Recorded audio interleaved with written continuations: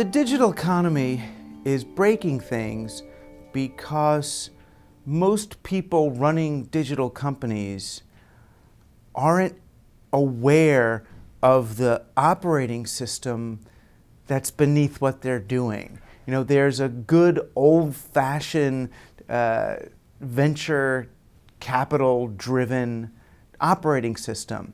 You know, it goes back to central currency and corporatism and chartered monopolies and really the way our economy works, which has worked for a good 400 or 500 years and promoted everything from the British East India Trading Company right through to Walmart and General Electric. But when you take that and juice it up with digital steroids, weird things start to happen. You know, you end up able to tweak and optimize your business so carefully that you can really see, is it growing, is it not growing? What can we do to promote growth, growth, growth? And if your company's not growing, you end up in big trouble against all the other players that are growing. You know, it's simple power law dynamics. It's a winner-takes-all landscape. So if you have a company like Twitter, which I would see in my old-fashioned view as a successful company. It makes $500 million a quarter based on a 140-character app. Success, right? No. In the current environment, that's a failure because they don't have a growth strategy. They don't know how to turn into a video company, a news company, a social company, an everything company. And the reason why the digital economy is breaking our businesses is because we're taking the old agenda of growth and running it on digital platforms, and it ends up amplifying and spinning this priority out of control. Most of us look at the industrial age as this natural outgrowth of the need to do more and better business. But as I researched it, I found out that most of the innovations we came up with in the industrial age were really for the opposite. You know, there was a thriving peer-to-peer economy right at the end of the Middle Ages that nobody likes to talk about. The soldiers had come back from the Crusades. They had all sorts of new inventions and technologies and mechanisms. There were new trade routes that they had opened up, and they came back to their towns and they took something that they found in the Middle East called the bazaar, and they revived it as something they called the marketplace. So now people who had just been peasants working on the land of the lords started coming together and trading the stuff that they made. And they had all of these really interesting instruments, from market money and local currency and grain-based currency. And all of these evolved really to promote the exchange of value and the velocity of transactions between people. And it started to really do well, which was the problem. As the peasants became wealthy, the aristocracy got scared. Who are these people? They're not going to be dependent on us anymore. So they came up with two main financial innovations to prevent the rise of this peer-to-peer economy. The first one was the chartered monopoly, really the parent to the modern corporation.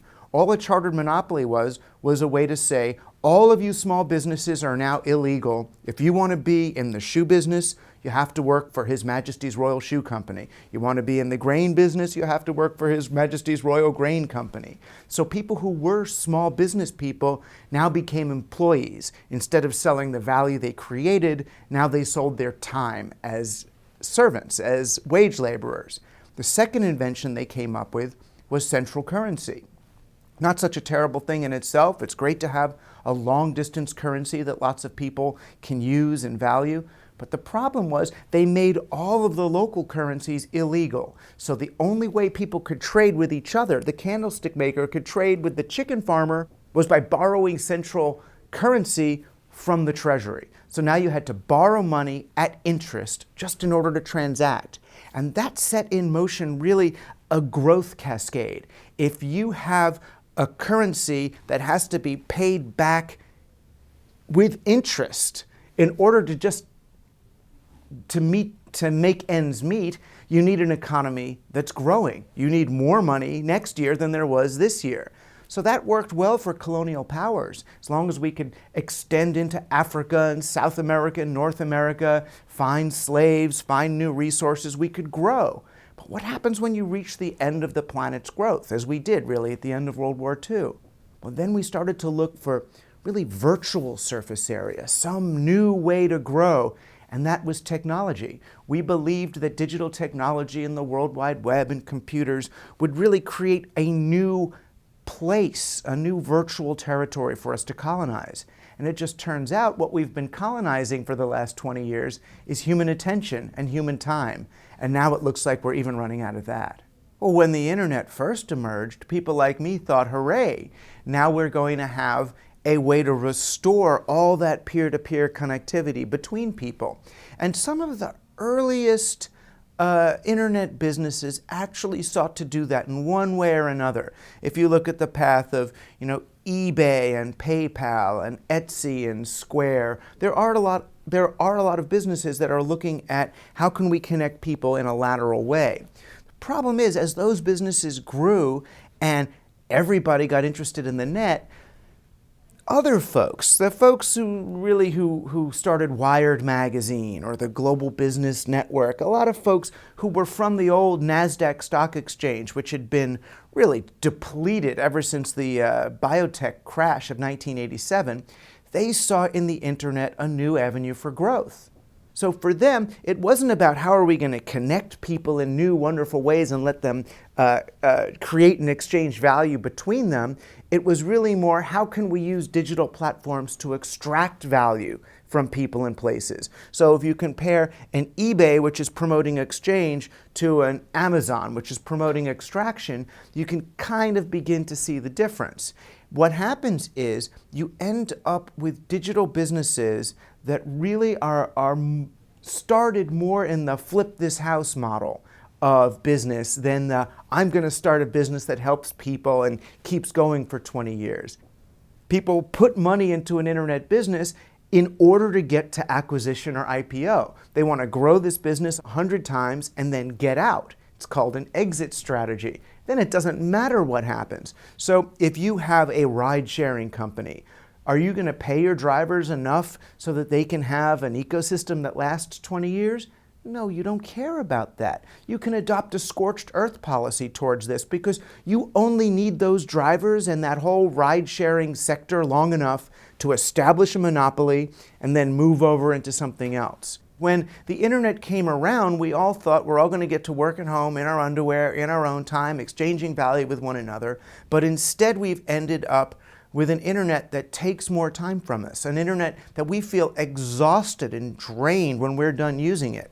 And that's because we're not using it. It's using us. The internet is really just the technological front on a whole series of business plans that are looking to extract money from us, time from us, attention from us, and if we have none of those things, at least data from us. And we're not feeling it creating value for us. We're not feeling it really enhance our ability to create and exchange value with other people. It's harder for most of us to make a living now rather than easier. And that's not because automation is doing things better. It's because we're really facing very extractive business plans, extensions of that very same late medieval squashing of peer-to-peer activity, although now amplified in every device in our arsenal. The reason I'm optimistic is because the metrics are all on the side of doing business well, rather than this scorched earth, short-term, extractive model that most digital companies use. If you look at the data, family businesses do better than shareholder-owned businesses. On every single metric except one, they grow slower during bubbles. And actually, you kind of want to grow slower during bubbles because if you grow big during a bubble, then you're part of what pops. Now, the reason why family businesses do better in the long run than shareholder-owned businesses is because the person running a family business wants it to be around in another generation or 2 or 3. The person running a shareholder-owned business wants to extract enough money from that business so their grandchild can be given this wad of cash. The person with a family business wants the business to be healthy enough so the grandchild can then run a successful, thriving business. And because your family name is on the business, you don't want to do really mean things to your employees or to the places where you operate, because then people are going to hate your family. It's your name, it's your face. So a very different dynamic gets set up, and one that's ultimately more sustainable as a business. And the founders of startups and technology businesses have to come to understand that taking venture capital and going for the big acquisition, going for that 1 out of 10,000 chance of getting a home run, is dumb compared to taking a very small amount of money and hitting the single or the double. In other words, making $10 or $20 million is not tragic. It's still enough. You can still you're going to get by on that. You're going to be able to send your kids to great colleges. It's not a failure to have millions of dollars. But if you have to aim for the billions, if you are forced to, your probability is so low. When I look at these founders running to Sequoia and Flatiron and Y Combinator because they want to go big and get the home run, it looks to me like those people you see taking their welfare checks and going to the bodega and buying lottery tickets because they want to get the jackpot, the 43 million. They have no chance of doing that. And they would have a chance of taking their $5 or $10 and actually investing it and buy a book, learn how to do something, get a job. They have a much more high probability of succeeding. And it just breaks my heart when I see a kid have a great app, a great idea, and then they turn to a venture capitalist who gives them a ton of money and a high valuation and then has them pivot. The pivot is not to do something better. All a pivot means is you're going to abandon what your original business was in order to come up with something that's sellable to the next round of investors, the next round of suckers, really. And do you really want to throw away your business? Do you really want to dispose of your idea in order to turn it into the brand name on a Ponzi scheme? I hope not, because there's still so many great things we can do with these technologies. There's so much money to be made. There's so much revenue in creating people to one another and helping people create and exchange value. The mantra I would give any startup and any big business is make other people rich. If you make your users rich, they will come back. If you make them poor, you've killed your marketplace.